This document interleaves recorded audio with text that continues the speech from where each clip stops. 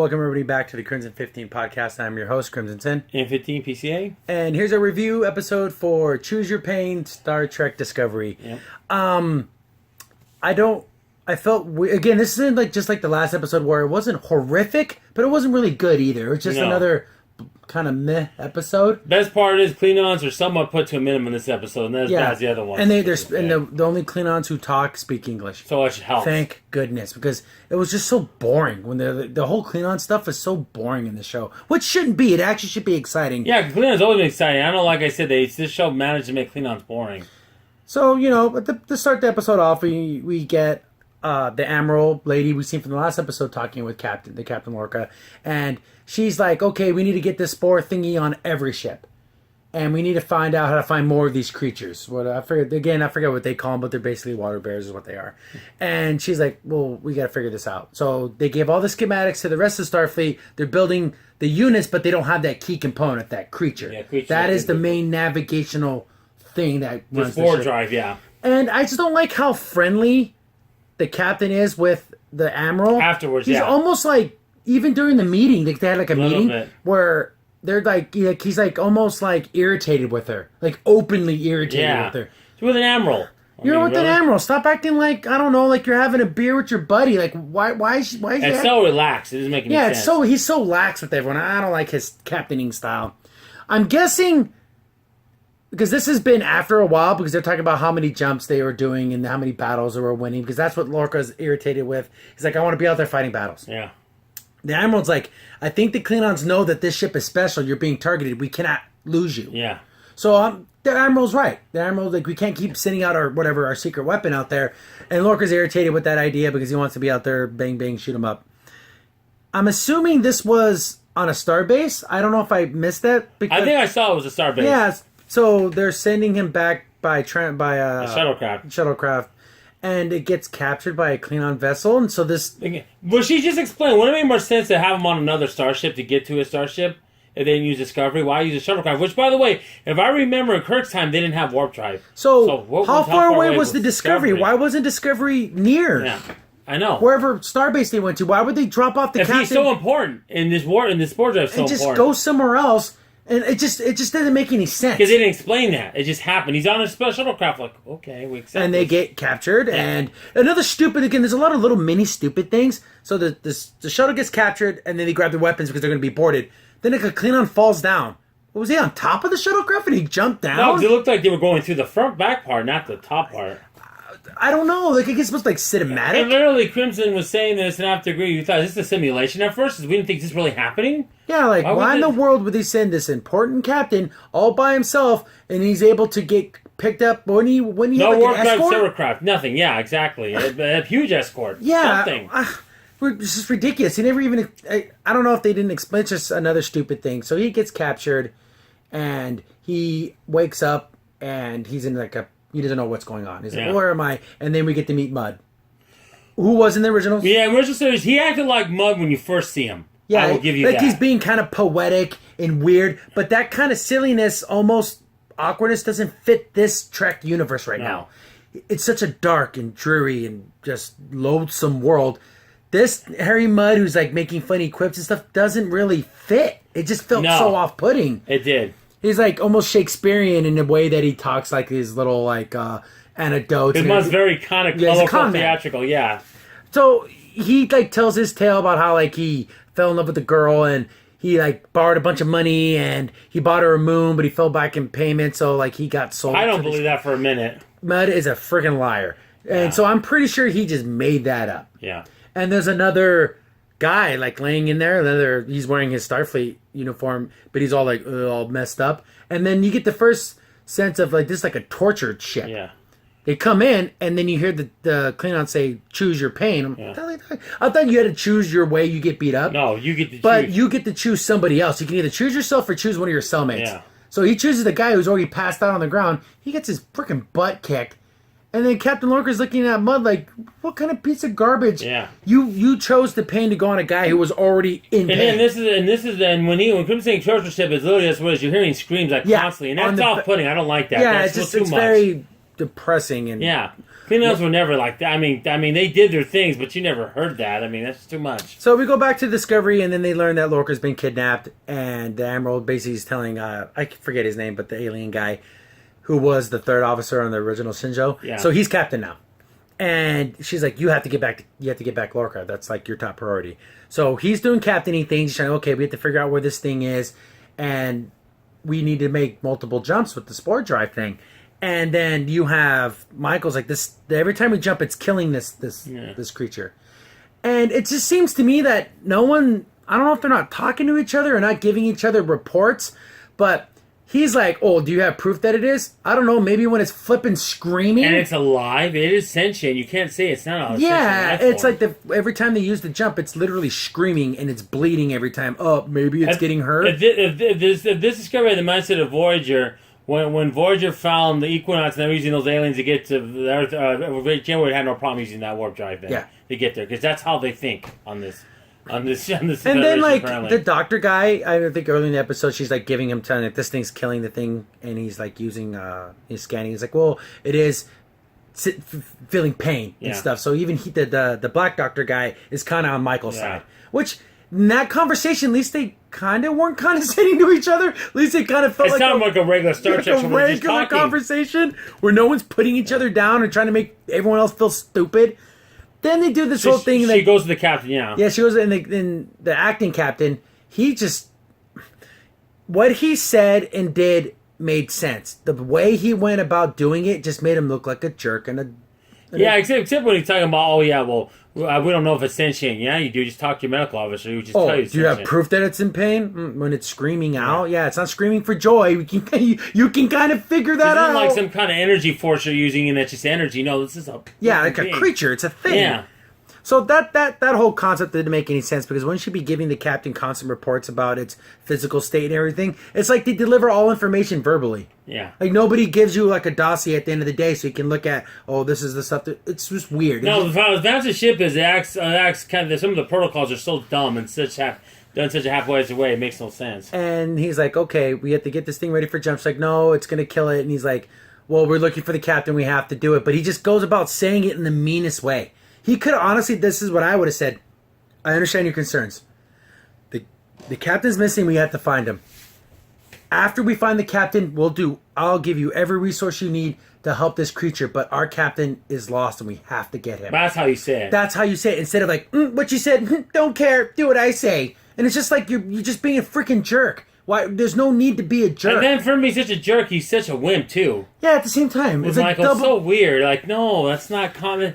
Why is all the men so emasculated in this series? It's ridiculous. And even if we get some more male emasculation later on in the episode. So we get back to the prison ship, and Lorca's on there with Mud, and then the other guy comes back, and he's like healthy again. Yeah. So I guess he was explaining, well, sometimes they let us get healthy again so they can beat us up more. And then he reveals that the captain of the Klingon ship, some female lady, and she like uses the other guy. She basically rapes him. Yeah. And so it's like, okay, they got a woman raping a guy. Yeah, exactly. Another masculine thing. And the thing is, and when we think of the Klingons like you see on the ship, they're not, this female Klingon's not Lorson or Baitor. We're not talking that kind of looking Klingon. We're talking like, she looks like a female version of males. They have really elongated skulls. Yeah, she's elongated skull. What are they, xenomorphs? I know. But the male Klingons don't have that long back head. Yeah. It's so weird. I mean, you can't even tell she's a female. You really can't. No. She kind of has breasts. Kinda, yeah. But, so, we got a ship where the captain rapes the prisoner. Just like, what is going on here? It's just so... It's just like, this isn't a Trek show? No. Whatever. So, he ends up talking to him. He's like, yeah, I was in a... that ensign guy was... he said he was on one of the ships. No, lieutenant. He's a lieutenant. Yeah. He's a lieutenant. And he was in a battle, and this is where Lorca kind of has his like distrusting nature plays into good. She's like, oh, so where are you from? He's like, well, no ship would have survived that. And he's like, you're lying to me. And so it's like, yeah, Lorca kind of figured that out just by letting him talk. So did he ever explain himself, like where he really was from? That lieutenant, remember? No, I don't remember. Yeah, so I don't remember. There's so many weird details. And then you have... Mud say un-Mud things at this point. When he's talking about, oh, you elite, it's basically... Yeah, he's saying, oh, I had everything until the Federation started their war. Did you ever think about us little guys down there when you're expanding in space? And Federation The Federation, the way he made it explain, this is a commentary on America. No one can tell me differently. Oh, America goes into the countries and look what they do to the civilians and everyone suffers. That's the parallel they're making. But the Federation doesn't do that. Federation, at that time, like they do in the future Star Trek series, is that you send your application to Federation. You have to make sure that you're past your wars, all your pettiness and all that, and you have good years of good behavior, and eventually you become a Federation planet. Yeah. But you want to join. It's not like you're forced to join. And you get protection of the Federation. You get all that technology and everything. This isn't. You integrate to Starfleet. It makes it sound like this is somehow it's 2017. Yeah. Where we still have, human beings are still killing each other for religious and stupid reasons and racial reasons. That doesn't exist in this time. That's what the whole point of Trek is that we got beyond all that. See, that's very un-Mud-like. Mud didn't care about those kind of things. Did you ever think when you're flying over in your ship, you stare down at all the people down there? And what? Like, are the Federation dropping bombs on these? No, these Federation citizens are living life of luxury. They get everything they want. In my mind, this isn't... Mudd wasn't talking to Lorca and the Federation. He was talking to us viewers in America. That's that statement. Yeah, it's really a shame because I like the actor. He played Dwight in The Office, and it's kind of sad to see him. He's a big nerd to see his talent being wasted in this way. Yeah, to make a stupid commentary on America where it doesn't fit in this world. Not at all. Make another show about that. Don't ruin Star Trek. If you want to say it, make that parallel to the Klingons. That would make way more sense. That's what they do. They do conquer people and enslave them. Yeah, I don't get what he was getting at. Whatever. So it's like he's grandstanding, like he's standing on a soapbox when he's doing it too. Okay, I get it. Whatever. And then he knows a lot about Lorca, like a lot. Yeah. Because I guess apparently we learned a little bit of the backstory is Lorca's last ship. This is another un-Federation thing. He was in a battle with the Klingon ship. Somehow, we don't know the context, he got away from the ship in an escape ship, and the Klingons were capturing everyone. Then he blew up his own ship, killing all his own people. And his reasoning was so they wouldn't go back to Kronos and be treated like slaves. This all fix that situation. He says, "You know what? We're on the ship." I say, "Hey guys, what we're gonna do is I'm gonna keep I'm the captain. You have me as a prisoner. I'll be your trophy, basically."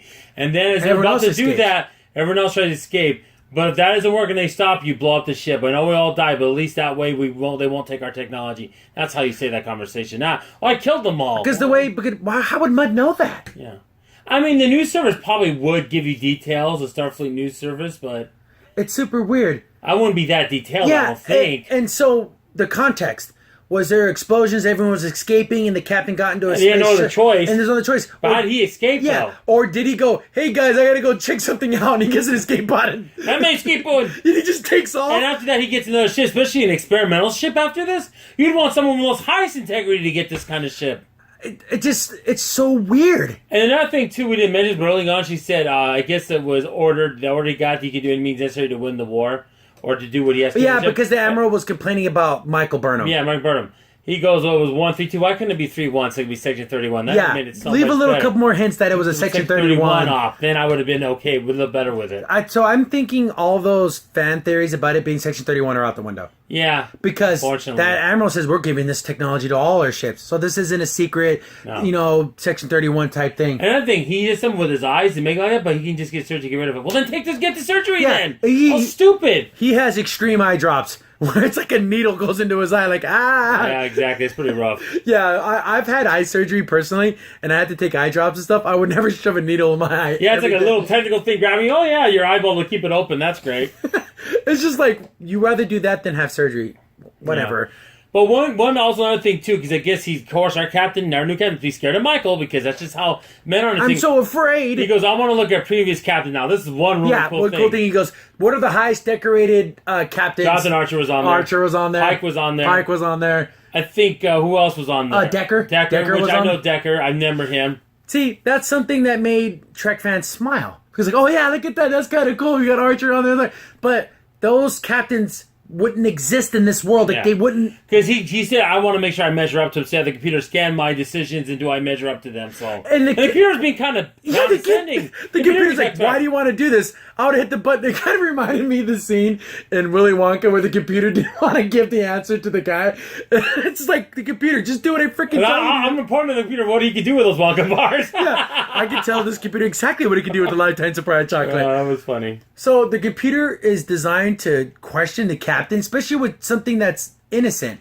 Oh, like, but Michael can figure a way to get around it, though, because she's so genius. But it's such a stupid thing that the computer would question the captain. But anyways, but it was cool to see those names. Yeah. It really was cool. But it's kind of amazing that the last 2 episodes, all they did, Michael's becoming the most likable character, which is kind of amazing. That shows you how bad all the other characters are. Exactly. And just more weird scenes. So after, you find out about Lorca was kind of a piece of crap with abandoning his ship. Yeah. Again, we don't know the context, but from what we know, he didn't deny it.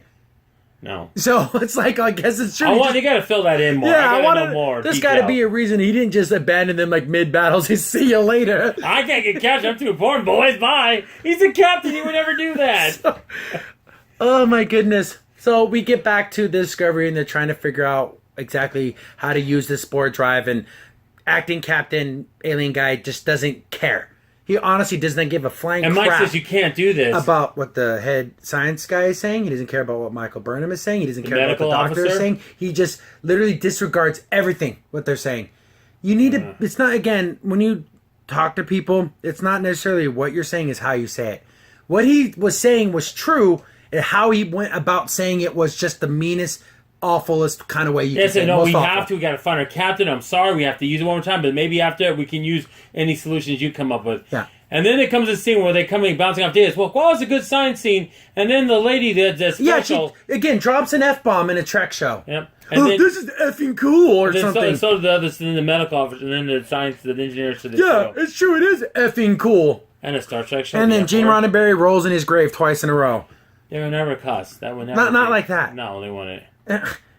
And that just again, when they were talking, because in that scene they're talking about how these spores are like networked throughout the universe, which doesn't even make any sense. It could be like maybe some kind of like a transwarp thing where like it's in a different It's weird reality. The way he explained it, that it's basically these things are like a tree and the roots go all over. I think it goes to the universe, not just the galaxy. And then this animal can tell these spores what routes to take to get where it's going. And they're thinking, well, maybe if we can copy its DNA and make like an artificial program. That makes and they can't do it. Exactly. That makes transwarp speed like nothing. Isn't that effing cool, guys? Again, and I mean, literally before she said, I go, this is a cool scene. They're interacting, bouncing off, and she just sounded like a complete idiot. She drops an F-bomb. And it ruined, for me, it was a Trek good scene. It was a good scene, and they ruined it. Because it's science stuff. Yeah. I want science stuff in my Trek shows. Call me crazy, right? I like that. So they're figuring out, they basically make like they bring this up that they made like a hypo spray where like, that spore stuff if someone uses it, or a creature that has matching DNA, it can kind of mimic. And of course, the humans have the matching because they have a lot of similar traits to the spores. Yeah. So they're like, but if we use it we can't just spray it in there, like it won't work. No. Like it has to be in a living thing. Yeah. Which is weird, because why couldn't you just like... Maybe life connects to the universe. Yeah. Maybe they're trying to go for makes that like a tree of life, tree of universe type thing. Yeah. Then, because the episode backs back and forth between the Discovery looking for the captain and the captain in the prison area. Mm-hmm. Then the captain gets interrogated by the female captain of the prison ship. And then you may think of how she's actually having sex with the other human. Yeah, like that's 100% confirmed. Yeah. Because this is the only time where his cowboy jerk attitude is, I like it in this situation, because screw that captain, you don't get any information. Yeah, exactly. And she's like saying, "Oh, you're a special captain. You got this drive that can disappear, and we need to know what that is." And of course, he's I don't know what you're talking about. Yeah, and she's smacking him around and stuff. And he's like, "Oh yeah, I'm weak, but you lay in bed with the human." And then of course, he's like, "Oh, who's sensitive now?" Like his jerky attitude in that scene makes sense. But that makes sense, because that's exactly how every other Starfleet captain they got captured would be like, talking crap. And she knew that he had an aversion to light, so they did a thing where like it popped open his eyes and she shines the lights in his eyes. Yeah. So I can only imagine how much pain that is, because I've had eye surgery, and I'm kind of having aversion to light to myself, and that hurts. I could imagine having super bright lights like that. And then Chris said a funny thing. He said, "There's 4 lights." Yeah, like because there's 3 lights. You should have been screaming, "There's 4 lights!" 5, yeah, that's great. That would have been great. Next generation, one of the greatest scenes in Star Trek history. That episode's amazing. Yeah. So he gets thrown back into the brig with the rest of his team cohorts, and then he knew that Mudd was betraying them because he's like, I told you things, and somehow the captain knew everything that I was saying. How would she know these things? And I guess this little bug creature he had a microphone on it or something. He pulls it out. Yeah, and then he kind of smacks Mudd around like because I would have too, freaking jerk. But Mudd's like, well, I got to do what I got to do to survive. Yeah, real nice, Mudd. Real see, Mudd would now. That's more sounds like Mudd right there. He would be like that. And it's just, being a shyster, doing everything you can to survive. Then it comes time for them to choose their beatings. Yeah. Oh, I guess right before that, they find the battle cruiser that's the one that's carrying the captain. I don't know how they figured that out, but they figured it out. And like, we got to make a jump. And like, we got to use the creature. They're against it, but the captain's like, captain's orders, use the dang creature. They do. They use it. They make the jump. They get kind of where they're at, but they're still kind of hiding. And the creature full on goes into like fetal position and like drops all its water. Yeah. And then even goes there, I told you this is happening because it's defensive mechanism. It's in like survival mode. Survival mode, yeah. And then the acting captain is like, and I don't give a crap, basically. Yeah. Cut him if you have to, but we can't do that. Yeah, it's like, it's going to die if we do that. We're going to kill it. And he's like, I don't care. Just that same I don't care attitude. Yeah. And they're like, okay, we're going to go do that then. And they're like, stay close to the battle cruiser. We're going to find out a way. I don't know if they even had a plan. Were they going to attack it? Or I think they were just waiting. Yeah, it was weird. They didn't really have a plan. Yeah. So back to the prison ship. We're getting ready for the beatdown session. Oh, choose who you want to get butt kicked. Yeah. And it's Captain's turn to choose who's going to get beat up. We have the other lieutenant guy's like, Captain, choose me.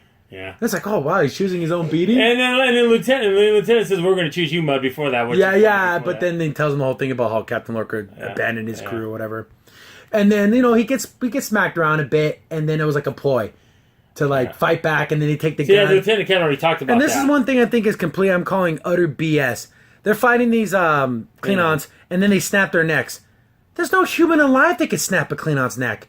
No. The Klingons are supposed to be way stronger when it comes to bones. Wouldn't it make more sense if they made the other guy a Vulcan? Then a Vulcan could do that. Yeah, because he would have the strength to do it. But Lorca snaps their neck. Freaking right. Why couldn't he take their gun and shoot them? Or get their batleth and stab them in the throat or something. Yeah. So they snap their necks, which is completely 100% BS. Unbelievable. And when they try to find a way to knock him out, I mean, this is supposed to be Starfleet. So they kill those two guys. They take their weapons, and then Mudd's like, "Oh, you saved me," and they're like, "No way, Mudd, you get to stay here." And they would never do that. I know Mudd was a jerk. I know, but he's in survival mode. Yeah, and he's still a human. You gotta. And they just you never do that to him. They leave him there to get tortured. Yeah, that is so awful. But that's the Federation. We're not talking about someone that was trying to kill them. No, it was someone who was just trying to save his neck. It's different. This is the Federation. No, they just do that. And then apparently these weapons look right out of friggin' Destiny, and they shoot them. It's like a spray evaporation, not like they don't deteriorate or evaporate. They turn into like smoke. Yeah, like green dust. Yeah. So they're fighting guys, they're shooting people and and there's no ship, no alarm. The ship can't detect when there's a plasma fire or phaser fire? Yeah, they wouldn't. This ship wouldn't do that. Then they're fighting dudes, and one guy shows up with a knife and gets killed. He brought a knife to a plasma rifle fight because that's what Klingons do. He gets killed, and then the captain herself goes down there with no weapon. No. This is another stupid scene because Lorca is carrying the other lieutenant guy. He's kind of beat up, and he lays him down. I'll find an exit. Stay here. And then he goes off. He turns. He goes exit stage right. So he's off somewhere. The captain comes down there and sees the other dude, the dude that she's been raping this whole time. Yeah. And she's like, "Oh, after everything we've been through, after you've been basically making me into a sex toy. Yeah. Oh yeah, thank you so much." He's beating the crap out of her. Yeah, I know, right? So they start fighting, and he's going to UFC mounted position. I think he'd have a hard time even finding a Klingon female. I mean, he could, but she'd even be stronger. You noticed when he was punching her 9 times. She just got up and knocked him off. It didn't even really hurt her all that much. Lorca comes back, shoots another guard, and then he shoots at that captain, but doesn't kill her. Hits the thing and burns the side of her face, and just leaves her. And then he picks up the lieutenant. Oh, I found an escape pod. That was 5 feet away from the brig area. That doesn't make any sense. Why don't they show him find it at least? Give us some gestures. No, he just found it. He literally he found it off screen. Yeah. It's like, whatever, bullcrap. Yeah, no, it's the opposite. So it shows the really funny they did that. Well, what do you mean you did that? What? You just accept it, okay. You just accept that he found an escape thing. That was right there. That it's near where all the prisoners are. That's a perfect place to put escape. No, the escape pods would probably be on the far ends, if anything. Yeah, nowhere near the prisoners. No. Because just in case they break out and steal one. You think so? So he leaves the captain there to writhe in pain. Why not? So he made an enemy in Mud because Mud's like, I'm going to get you, whatever, Captain Lorca. Well, you see him in a future episode. So he made an enemy in Mud, and he made a super personal enemy with this female captain. Why not just kill her? And she'd have went to Scoba Corps because she'd have been on her dead. Yeah, just freaking kill her. Why leave her alive? Why? They get into their escape pod thingies, and they straight up look like flying fish. Of dragonflies. Dragonfly thing, yeah. Because like the cockpit is like a bubble. Like when I first saw them, I wanted to do this the friggin' theme music to Galaga. When these ships look like they belong in Star Wars, not Star Trek. No. So they're doing it. They're trying to escape. They blow up one of the ships, but they're being swarmed. The Discovery says, "Ooh, there's what do they call them? Ravagers or something? I forget what the exact names of these stupid things are." They're like, okay, well, we see these things, and like, oh, Captain, have you been sensed? Like, raise shields, get ready for a battle. They're like, wait a second. One of these ships is being chased. It's not leading them. It's actually they're being pursued. And then over communications. He's like, that's our. Then he's like, that's our captain. It has to be. And everyone's like, what are you doing? You're crazy. Like, open a channel. If you open a hailing frequency, they're going to know where we're at. Opens a hailing frequency. Boom. Of course, it's the captain. They do the smart thing, just transport them off there. Yeah, we said it before, they transport, and then they did it. Yeah, they get off there, but then they're like, oh no, now those other ships, but they look like little scout ships. They couldn't take them out. Anyways, they're like, oh, we got to do that spore jump. And they're like, okay, spore jump, ready. They do the jump, they get out of there, high fives for everybody. Then, the acting captain, alien guy, is saying, oh, doctor, whatever, great job, and there's no response. Then they go down to the room, and you realize they didn't use the animal. No. He used it on himself. Yeah, he used that hypo spray thingy to give himself the DNA. So he made himself like the sacrificial. And he's laying there, and I remember Chris was saying, transport to sick bay, and he's just laying there. And then he checks his pulse, and then of course he wakes up like, oh wow, it actually worked. And then he starts laughing. It's kind of odd, but I guess it's like a scientist who found out. I experimented on myself. Yeah. But why didn't he just take him straight to sickbay? Yeah. Then they're having a little smiley conversation. Go to sickbay. You did something that probably we know humans done before. You were the warp engines, okay? Yeah. Warp drive. You got to see if you're okay. So and then I guess that whole time Burnham was put in her room. She was confined to her quarters, and then he goes to talk to her, the alien guy, and he's like, they have a little conversation, and then at the same time, it's every time anyone has a conversation with Michael, even if they don't like her, they secretly praise her at the same time. So weird. It's like they get mad at her, but they have to praise her. Oh, I was angry at you because you took my, I was going to be first officer when you left, and you took that away from me, but you were by her side. So he's praising her and he's hating her. It's like it's weird. It's weird. She said that was kind of profound, but she did a good job today. He did. He did. He just said everything wrong. The wrong way. And I think one of the best scenes in the whole series, believe it or not, there's actually a good scene. She grabs the thing that her former captain gave her with the telescope and gave it to him. Yeah, because he goes, I want you to see the universe the way she saw it. And I'm like, oh, okay, that was a little heartwarming moment. They didn't get ruined by an F-bomb. And he accepts it. Yeah. And he's like, well, I'm still acting captain for the time. I have a lot of work to do. And he's like, I don't see you as a danger. No. It's just like some of your actions cause problems. Yeah. But I think they're starting to be kind of friends again. Yeah. Like there was that weird rift. Real bonding. Yeah, they started bonding. But another great scene is when he goes back to the captain's quarters, where the captain's at. Not kind of quarters, but the bridge area where the captain's at. Office, and he goes, all right, computer, don't analyze me with other captains. I got my own now. The captain, that the performance report is ready, and he's like, no, just delete it. I know what I did. Yeah. There you go. You don't need to have a computer to let you know what you did. You know what you did. Yeah. And he did a good job in his actions. Just everything he said, his execution was poor. Yeah. But he also blamed Michael for that, saying, I didn't get a chance to be first officer, so I didn't get a lot. See, that was actually a real kind of scene where you kind of felt for the first time you felt something for the characters. A little bit. Yeah. And then you get the scene with the the engineering science guy and And the black doctor, they're like a couple, which I couple. didn't know that. I guess that was like known because I don't read any interviews or news. So they're a couple and they're sitting there brushing their teeth. Really weirdly. Yeah, like they have these weird black kind of toothbrushes. But there's another weird thing too, because they have an alloy that Vulcans used even 100 years ago where you don't ever have to brush your teeth anymore. Wouldn't they have that? I know it's a minor point, but why would they need to brush your teeth anymore? They It's just the scene, two couples brushing their teeth. Yeah. They're together. And this is where I call BS. If you're going to have a homosexual couple, I wanted a kiss at the end. I want to see these actors go full blown. But he just kind of says, I was worried about you. Don't do anything crazy like that. I think, come on, guys. You got to kiss. If you're a real couple, and then after that scene, oh my goodness. Literally Ooh. like, then you kind of get that word. It's a heartwarming scene because they're both like boyfriends and boyfriends or whatever. Then, like, there's a scene where it goes full on scary movie. Yeah, like, I didn't like where it. he goes, he grabs his boyfriend by the shoulder. Oh, you did a great job, but don't scare me like that again. Of course, they don't kiss because, boyfriends wouldn't kiss, right? Yeah. Anyways, he walks out of the bathroom and he goes, oh, I guess he's going to bed because they're like in their pajamas. He goes to turn to go to his bed, but his reflection's still in the mirror. And it looks kind of weird. Creepy look in his face. It smiles. It turns around and walks away. I'm like, what the heck did I just see? It scared me. It honestly really, like... I mean, there was the program I saw a few years ago, the top 100 scary scenes in horror movies of all time. That belongs in the 90s. Because it came out of nowhere. And his face, did you see his face is all demented, like, he oh! had a really creepy smile on his demented. face. It's like, I'm even getting chills thinking about it. It was creepy. It came out of nowhere, and that's how this episode ends. So I'm thinking... Did it change him when he used that warp thing? Did he trade places with the parallel universe of himself? I don't know. Oh yeah, we forgot to mention they released that animal.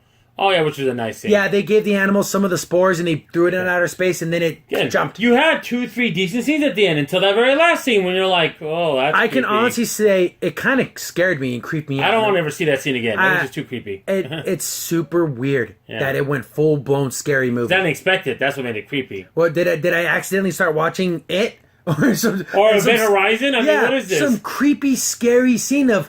So there has to be parallel universes. That's the only explanation, right? Yeah. Or maybe when he did the jump, when he was the thing... Maybe he's out of sync of time now. Yeah, maybe his time, with his body's out of sync. But why did it smile like that, though? Is it alive? And the music got creepy. Yeah. It's a creepy scene. Hoo-wee, I hope we don't have any more of that, because I don't want any more of that. We're going to have more of that. Oh, jeez.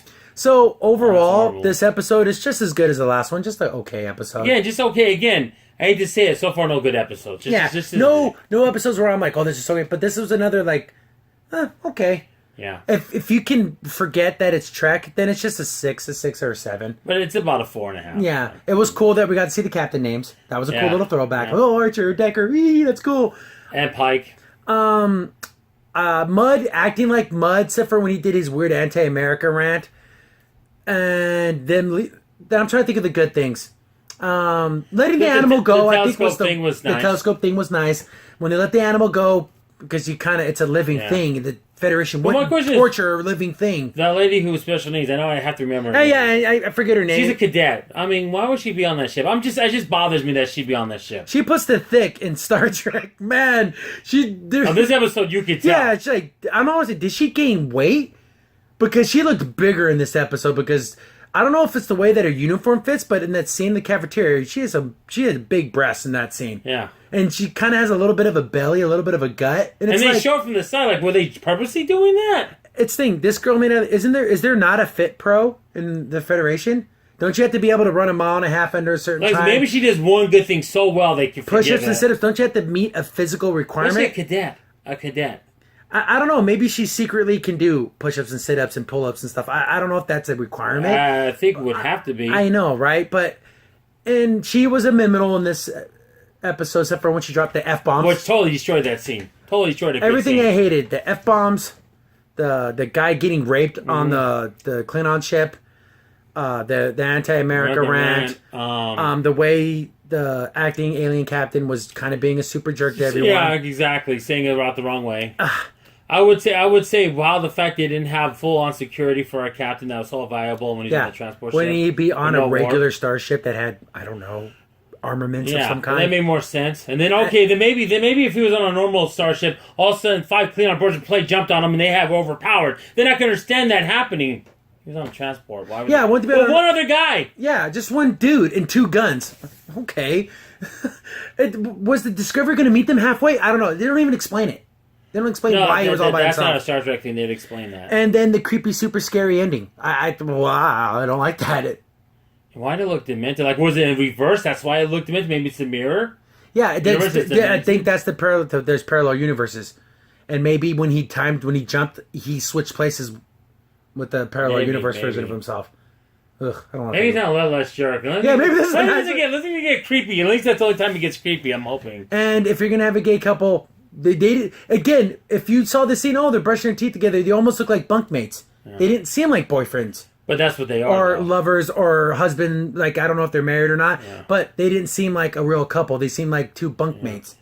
But you can tell he was scanning him like constantly. Yeah, trying to make sure he's okay. Come on, go in there, going for the kiss. I want the full blown. But it makes me wonder, did he do that because he thought he was being overprotective, or he thought he was being too overprotective of him, or did it because he's actually been switched and he doesn't want him to find out? I don't think that's the I don't know. I'm just saying maybe that might be it. I don't know. I don't know, but I think he was just worried about his boyfriend. No, I'm not talking about the doctor. I'm talking about the engineer. Why he told him to stop. Yeah, but that's also another thing. Like, I'm fine. You know, I'm fine, but maybe it's because he doesn't want him to discover who he. That's super weird. The mirror thing. I would have loved to seen if his boyfriend would have saw that. Oh my goodness, it freaked out. Could you imagine if then he turns around and that's the end of this thing? Okay, I'm not watching. Could you imagine if you and your significant other were brushing your teeth and they walked away and the reflection was still in the mirror? I think I'd run out of the house. We're haunted. We gotta go. Yeah, but he's on a station. Where's he gonna run to? There's nowhere to run to. To my escape pod. Oh my god, that scene's so scary. It's so creepy because it doesn't fit Trek. Because again, and if you see that in a scary movie, okay, you expect that. But this isn't a scary show. I didn't expect to be creeped out like that. No. I really didn't. Creepiest thing in Star Trek history. Ever. It's not even close. I don't know. And that's not a good thing. When you say creepiest of a show that's big like Star Trek, no, because that's not supposed to be creepy. You're supposed to have wonderment. So I can't think of anything else really. I'm trying to think of other scenes. I thought the one people that had the white face and like the kind of like the helmet. Is that an android? I don't know. That looked cool. Or is that an alien race that's wearing like a suit? If you told me that was like a different kind of Borg, I'd believe it because they have that. Yeah, they're very kind of smooth. Smooth looking. But did they have? I don't know. I wish they would explain it. I think it's just a visual thing, and they're not going to explain it. Yeah, of course they're not. But I'm good. Yeah, there's a new episode tomorrow, so we're gonna have another one right away. Yeah, exactly, boy. I just can't wait, man. I just hope the creep factor doesn't get amped up because I'm kind of afraid it's going to be, but. It's just that, and just like other things, like I will say I'm glad, like we said this in the last episode. There's some more science stuff. More science and a little brighter. The ships, a little more brighter. Yeah, you can see the corridors and everything. It's not all super dark. I don't know why they went for that in the first episode. I'm glad they changed that because that was a big mistake. But there's another thing I didn't understand. I know it'll be the living thing. Why couldn't it just be like the spores themselves? Why can't they just replicate like smaller versions of them? Like, I don't know. They explain it, but then they don't explain why they can't do it. Yeah, I know. We can't figure this out. Okay. I mean, we'll just kind of go for what it is. Now that again, but wouldn't they have to have gotten permission from the captain to release? He kind of gave her permission. He said, "Do what you can to heal this thing." Yeah. Oh, the only way to heal it is to set it free. I think she still should have ran that by the captain. Yeah, I mean, I understand giving it more of the mini spores, but the little set it free. And then our redheaded friend, she like says like a poem or something, and then like Michael's it's the kind of very poetic. Like I'm about to say, poetic, frenetic, like poetic kind of things. And she turns around and acts stupid again. It's like, I don't get this character. I don't. Yeah, and like, so you're this very thing fanatic about to say, yeah. Likes poetry? What? And then she's holding the spores like in a cup, like, yo, bro, I made you this milkshake. It's like, it's so. I got this tomorrow in Disneyland. I think it's gonna work. Yeah, because it's like in this really cool looking cup. I want that cup. It looks cool. I know, right? But I'm good. I wasn't just another mediocre episode. Nothing. Nothing really special. No, nothing to write home about. No, the scary ending. I don't like it. I don't like that, and also how he was so flippant, like you said, the Emerald, just insane. Yeah, I know, and that's another thing. I didn't like how he's so friendly, rah with everybody. Like he has no respect for anything or anyone. Yeah, I'm the one who calls. Why can't he just say, "Oh, guess what? I got Order 31. It gives me the authority to take Michael." There you go. That would explain everything. Section 31. Section 31. But that whole fan theory is thrown out the window. This is not Section 31. No, this is just regular Federation. Yeah, I know I'm kind of retraining, but I'm just trying to think of the things. But I think that we're good on that. We're good. So that's been the episode Choose Your Pain, and we chose to keep watching Star Trek Discovery. That's our chosen pain. Yep. So I've been your host, Crimson Sin. I'm F15 PCA. Thanks for watching. See you later. Bye.